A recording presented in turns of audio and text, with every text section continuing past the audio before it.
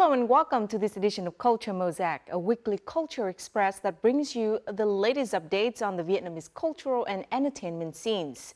In this week's episode, we'll bring you to Hue, the ancient capital city of Vietnam, to explore a special type of flower, the white lotus. Then we'll talk to a Vietnamese Hungarian singer who, by connecting with her roots, found her artistic identity. Last but not least, we'll rediscover the beauty of traditional artwork, but retouched by modern technology and brushstrokes techniques to suit the taste of youngsters. So let's start our journey right now. Efforts to grow and preserve ancient white lotus in Hue. Vietnamese Hungarian singer rediscovers artistic identity by connecting with her roots. And traditional culture illustration retouched by young people to create surprising effects.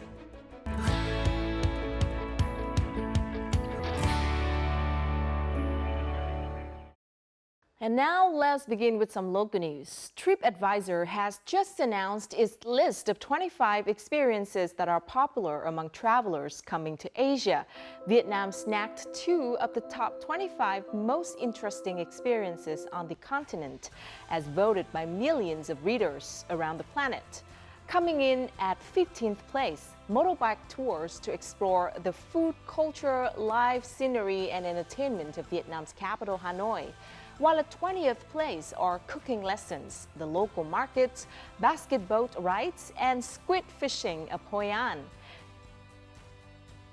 Vietnam's Thống Nhất or Reunification Express, also known as the North-South Railway route, has been listed among the top 10 best sleeper train journeys globally, according to Canada's travel magazine. The Canadian magazine reports that Vietnam is a hugely popular country to visit among backpackers traveling around Southeast Asia. It notes that this sleeper train route is most suitable for budget travelers, as it typically only costs around $26 for a journey that lasts between 32 and 37 hours. The magazine also revealed that passengers are able to choose from several different seat classes, depending on how much they are willing to spend on a ticket.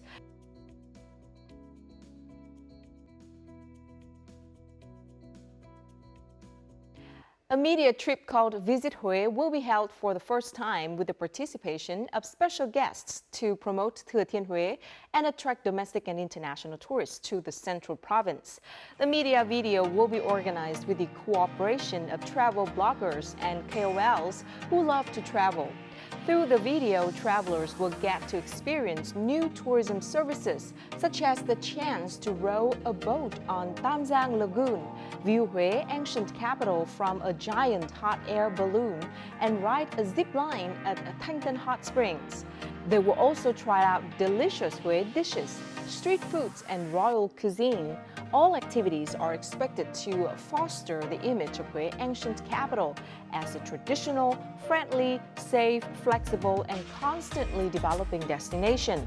This is a key activity intended to promote the essence of tourism in Thừa Thiên Huế province in response to Hue Festival 2022. An exhibition entitled Kokeshi Japanese Wooden Doll has opened at the Japan Foundation Center for Cultural Exchange in Vietnam in Hanoi. The exhibition showcases 37 Kokeshi dolls wearing both traditional and modern garments. The dolls were selected from about 4,000 samples at the Tsugaru Kokeshi Doll Museum in Kuroshi City, Aomori Prefecture. Notably, there are 4 Kokeshi dolls made by Japanese artisans that feature Vietnamese culture, with the dolls wearing Vietnamese royal court costumes, áo dài, and conical hats. The event aims to introduce Vietnamese visitors to the spirit of Kokeshi and allow them to appreciate the variety of modern Kokeshi which have been developed to reflect contemporary culture and trends in Japan. The BrickFest 2022, one of the biggest annual events for the community of Lego creators and collectors in Vietnam, has kicked off in Hanoi. Over 700 visitors have attended the event in just one day. Works such as the Asian Dragon, corners of Hanoi's Old Quarter, a crossroad in Ho Chi Minh City, and the scenery of the Hue ancient citadel have been recreated using millions of Lego bricks. Some works are also on display at the Lego House in Denmark, were printed in books published in Europe and honored by the Lego Group.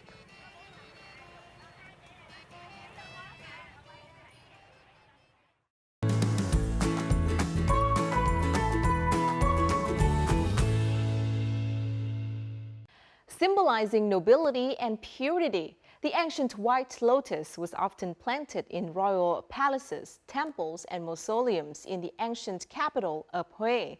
The white lotus in Hue has been beloved for more than 200 years, but its planting area has gradually shrunk, and it seems that soon it may only exist in the memories of Hue people. But there are still many Hue people who want to restore the ancient lotus and are looking for ways to let more people know, love, grow, and use Hue ancient lotus to bring lasting vitality to this fragrant and pure flower.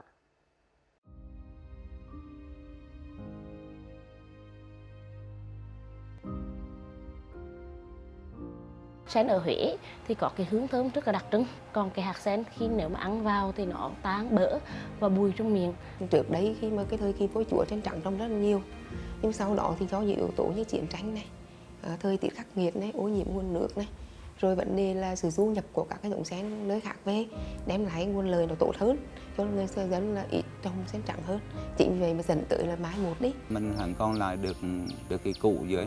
Ba hẳn sẽ lưu truyền lại của là đời này bởi qua đời nào, sen trắng là hẳn không bị thất truyền. And it is true that the Hue ancient lotus has not yet disappeared.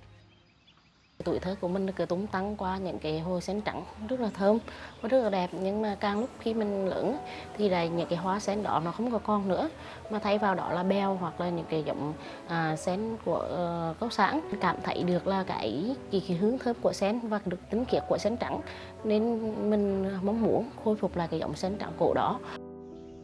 To restore the ancient Hue lotus, Phạm Thị Diệu Huyền spent more than 2 years researching this type of lotus and its planting methods.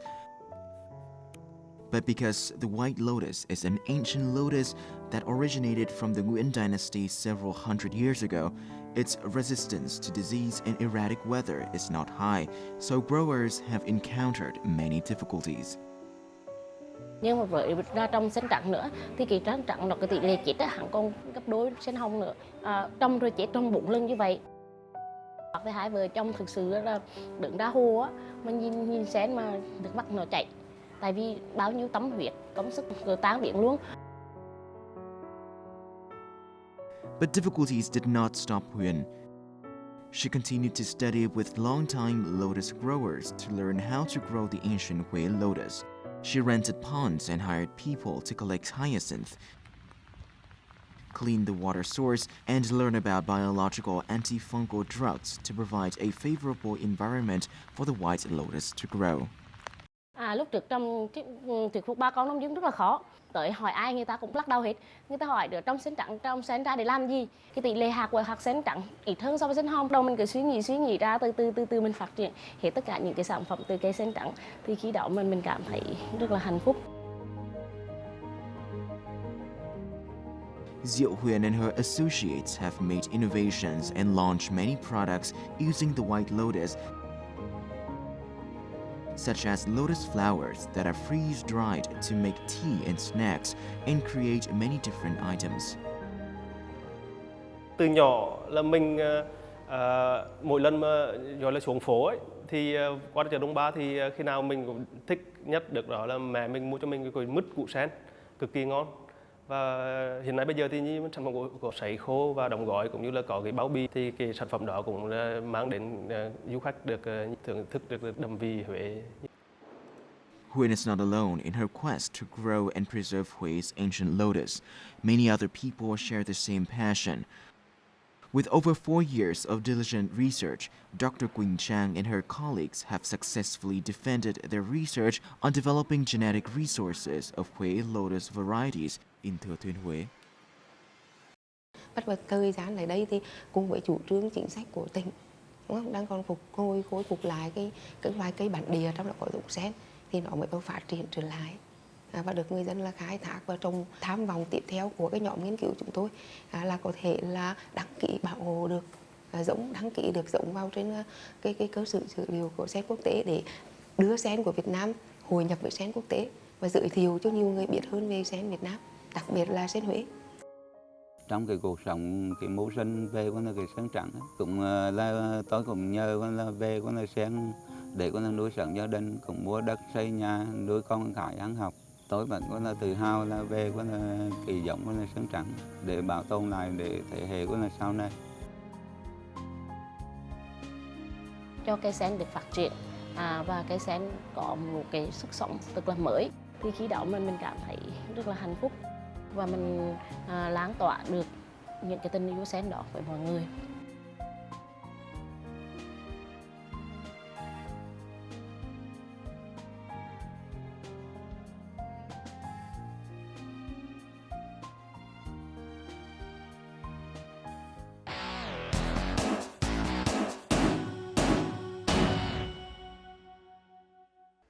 Ethereal, lush, and soulful.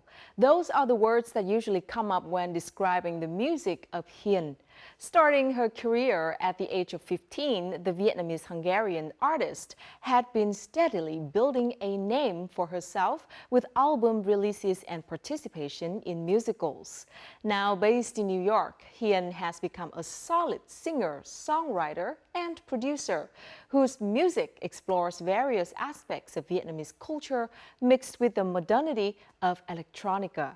Upon the release of her newest MV, Family, which told the story of the Vietnamese community in Hungary, we have a chance to sit down and chat with Hiền herself in this week's On the Mic. Ơn cha nghĩa mẹ đong đầy, sớm hôm vất vả, hao gầy lao tâm.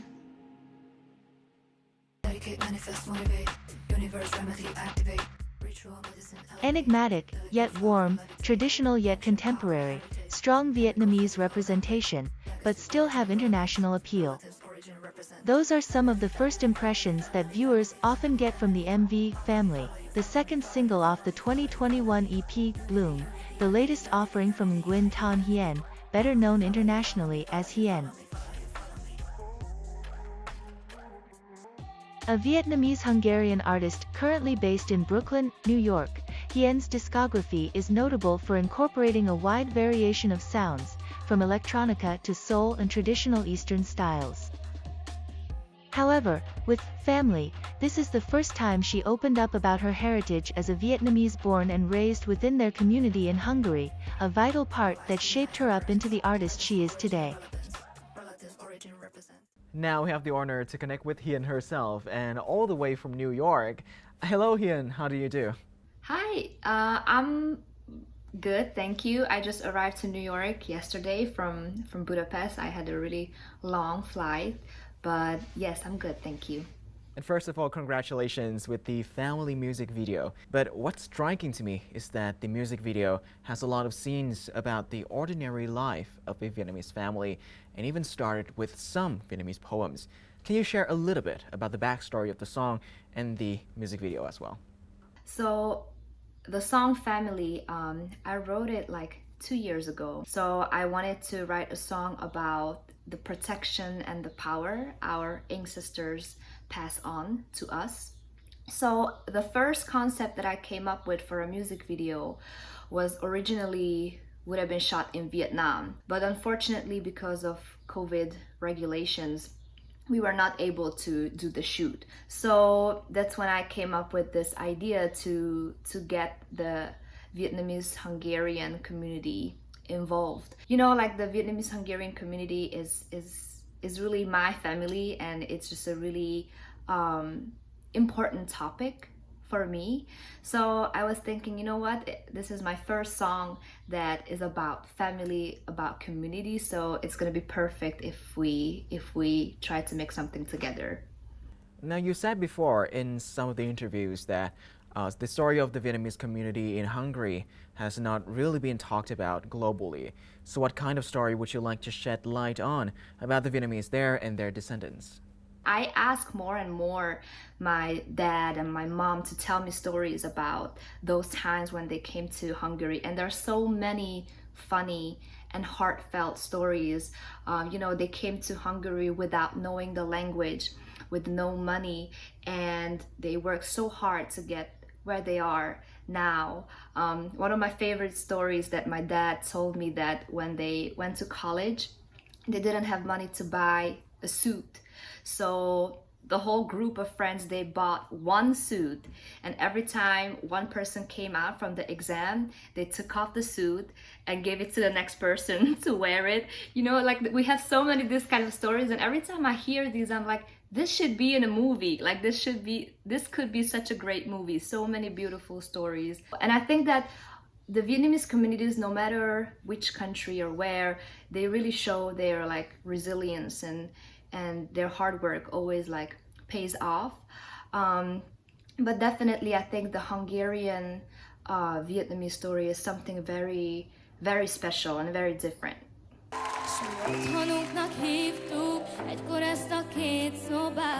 From a teen pop sensation emerging from a prestigious singing competition in Hungary, to a Berkeley graduate in sound design and music production, Hiền has gone through many evolutions as an artist.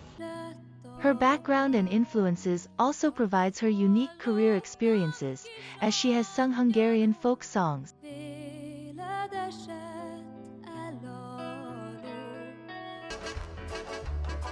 performed in musicals,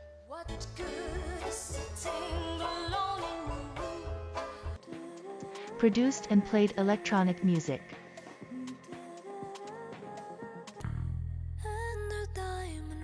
Her latest development, however, has been a return to the root.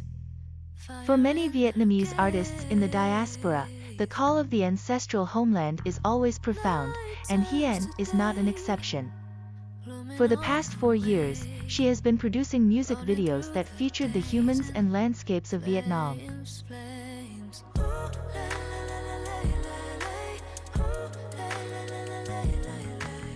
Now, I know that you love Vietnam and you have a deep connection with the country itself, but I want to ask, how many times have you been to Vietnam? Do you feel differently in each time you return? Yeah, so I've been to Vietnam a lot of times. We went to Vietnam while I was growing up every year, and we spent there 2-3 months. Sometimes we spent Tết there as well. But I started to get to know the creative and the art scene in the past, I would say 4 years. So the first music video we shot there was in 2018, that was in Hanoi, and it was a really good experience. Like, I knew that I want to come back to Vietnam, not only to visit family, but to make art. And yes, every time I come home it's different, because I explore something new places, and I also explore more things in my identity and in my roots, and that's really beautiful and became even more important ever since I moved to the US, because I'm far from home. And also I think Vietnam is developing in such a fast pace that every time I come back I'm like, wow, what is this, so yeah, I'm just really proud of what a lot of creatives and artists do there, and I want to be part of that. How important do you think your Vietnamese heritage is to your identity as an artist? Yes, so I love to tell, our stories and my stories in my music videos, in my music, and my lyricism. So that's why I've been shooting in Vietnam, and that's why I've been having Vietnamese characters in my music videos. Besides that, I would really love to incorporate more Vietnamese sounds in my music. So in Family, there's a sample that actually I sampled from a very interesting instrument by the Kotu tribe.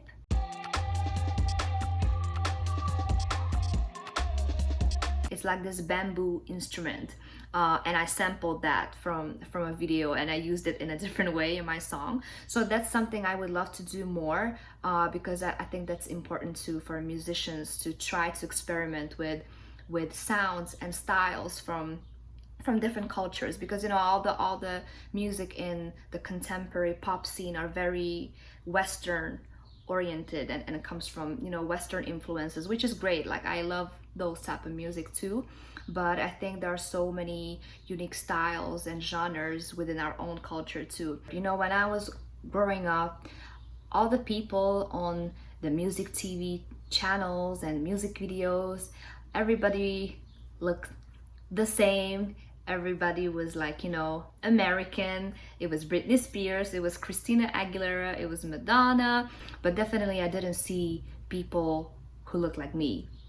And now that there are Viet artists that actually acknowledged internationally, that's a huge drive for me to push forward. Is there any plans for your future music projects that you want to share with the audience? Yes, I do. I would love to sing in Vietnamese. I'm thinking of reaching out to some Vietnamese songwriters and lyric writers to collaborate with. I'm gonna be in Vietnam from September until November, maybe even longer. And right now I'm working on my live set, on my live show. I don't know exact dates yet because I'm still working out these details, but yes, it's definitely one of my goals to expand in Vietnam as well. Thank you, Hiền, for spending your time with us today on the Mic. And on behalf of the show, I wish you the best of luck in all your future endeavors, and we hope to see you performing in Vietnam soon, really soon. Thank you so much. Thank you.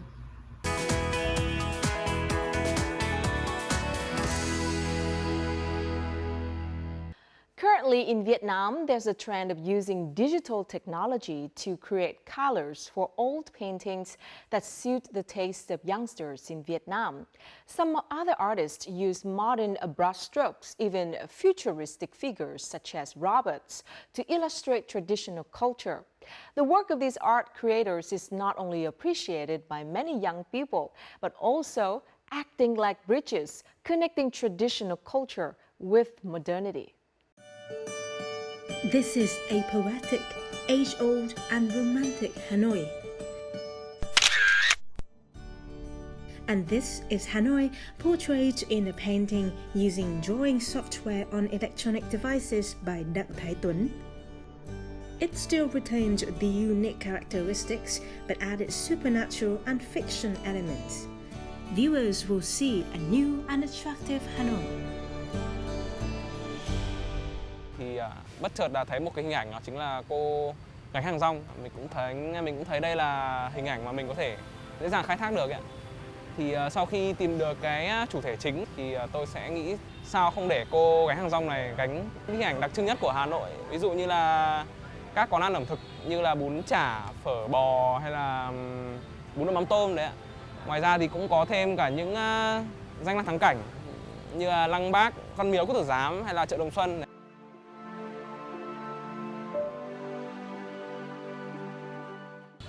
Đối với một số người, họ chắc chắn họ sẽ thấy là cái bức tranh kỹ thuật số thì nó sẽ không truyền tải đủ cảm xúc tâm hồn trong đấy được. Ví dụ bức tranh ngoài đời họ vẽ một tranh sơn dầu, kiểu nhìn kỹ cái bức tranh đấy thì sẽ thấy những cái đường nét nó rất là rõ nét, rất là chân thực ấy. Ví dụ đường sơn bị nổi lên hay là kiểu bức tranh sơn nó khô ấy. Còn digital thì nó lại không được như thế. Nếu mà mình zoom một bức tranh kỹ thuật số rất là to, phóng to lên, phóng đại rất là nhiều lần thì họ chỉ thấy được những cái pixel. Đấy, những cái pixel, những cái ô vuông ấy, trong kỹ thuật số. Đối với bản thân tôi thì việc bù đắp cho những cái hồn đấy đó chính là cái ý tưởng của bức tranh đấy và cái tính sáng tạo của bức tranh đấy. Nếu mà chỉ vẽ đơn thuần, ví dụ một cái cột điện, thay vì mình vẽ một cột điện đơn thuần thì mình sẽ kiểu vẽ nó lạ lên thì được mọi người kiểu sẽ tò mò và kiểu sẽ thích thú hơn. Painting using drawing software on electronic devices not only creates printed works that both express personality and attract viewers, but this method can also renew traditional elements. For example, the project of renewing colors for traditional Vietnamese folk paintings by young artist Xuân Lam. Trong một cái dự án dài hơi thì là vẽ tranh dân gian mà tôi thực hiện từ năm 2016, tôi đã gọi là số hóa lại những bức tranh dân gian bằng việc kết hợp giữa cách vẽ tay truyền thống với cả xử lý màu đồ họa. Cái màu truyền thống, những cái màu tự nhiên mà nghệ nhân người ta dùng là nó là những cái thứ mà họ có sẵn, nó thể hiện nó mang cái tính thời đại của cái thời cuộc đó, là chỉ có tồn tại những cái màu tự nhiên như thế. Nhưng mà tranh dân gian là một cái văn hóa đại chúng, tức là nó sẽ phát triển từ thế hệ này sang thế hệ khác. Còn tôi là một người trẻ tuổi, tôi là một họa sĩ, tôi tạo cả bài truyền thống và đồ họa, nên là tôi cũng muốn là làm một cái phiên bản mang cái âm hưởng của cả hai thứ đó. Paintings created on a digital platform come to life when Lam's project brings a new perspective in changing traditional products to better suit the new era. Còn cái kỹ thuật đồ họa của tôi thì nó có một cái ưu điểm là nó mang một cái dáng vẻ mới, nó uyển chuyển hơn, nó rực rỡ hơn. Thế thì tôi nghĩ là dự án này cũng được công chúng và truyền thông đón nhận khá là tốt. Tôi được giới thiệu trong sách về tranh dân gian, và những cái sản phẩm ứng dụng của tôi trên áo hay là trên túi thì tôi nghĩ rằng là nó cũng có một lượng tiêu thụ không tệ, và tôi nghĩ rằng là đấy là cách để tôi đưa những cái nét đẹp truyền thống này không chỉ là một cái thú chơi tranh vào dịp Tết, mà nó còn vào trong mọi ngóc ngách của cuộc sống, để cho ai cũng có thể có một phần có thể tìm thấy được. As for Tuấn, his digital painting of Hanoi has won the first prize in an illustration contest about Hanoi organized by the United Nations Educational, Scientific and Cultural Organization, or UNESCO, and the United Nations Human Settlement Program, or UN Habitat. After the contest, his work was sold for $8,000 in an auction. Tuấn painting and other paintings in the contest have eliminated forever the concerns of the Vietnamese public about what digital can do. Nhiều người luôn luôn nghĩ rằng thể hiện cái sự cổ kính của Hà Nội thì chúng ta cần phải dùng những cái chất liệu truyền thống hơn, và cái phương pháp vẽ tranh kỹ thuật số thì có lẽ là không thể hiện được đầy đủ cái hồn của Hà Nội. Bản thân các bạn trẻ, các bạn này thì rất là trẻ, đến trung bình độ tuổi là khoảng 20 tuổi, và cái phương pháp kỹ thuật số là cái phương pháp mà các bạn ấy quen thuộc nhất. Nhưng mà thực ra cái quan trọng nhất của một tác phẩm nghệ thuật đó chính là cái cảm xúc của người vẽ. Thì thực ra một phần lớn, phải đến hơn một nửa là chưa đến Hà Nội hoặc là không phải là người Hà Nội, chưa sống ở Hà Nội bao giờ, nhưng mà các bạn miêu tả lại, các bạn vẽ lại cái cảm xúc của mình, những cái câu chuyện của mình. Although they are digital drawings using modern technology, these works are still full of emotions, containing many messages, the desire to speak and promote culture, connecting the past and the present. And that is the end of our program. If you'd like to catch us online, download the VTV Go app from your Google Play or App Store, or tune in our YouTube channel at youtube.com/VTV4Go for more of our programs. And don't forget to join us next week for another episode of Culture Mosaic. Goodbye for now.